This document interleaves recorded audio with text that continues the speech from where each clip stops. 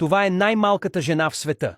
Въпреки че изглежда като дете, всъщност е на 30 години. Тя е от Индия и се казва Джиоти Амджи. С височина само 62 см и тегло само 6 кг, тя е по-ниска и по-лека от средностатистическо бебе.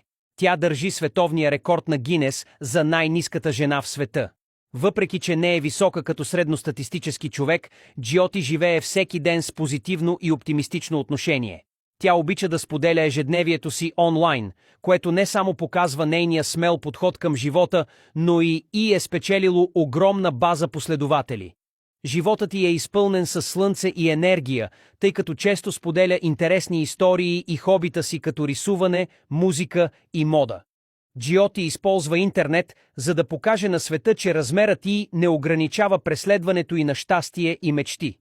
Феновете й са дълбоко вдъхновени от силата и позитивизма й, а Джиоти се превърна в пример за подражание за мнозина. Харесва ли ви? Споделете в коментарите. Не забравяйте да харесате и да се абонирате.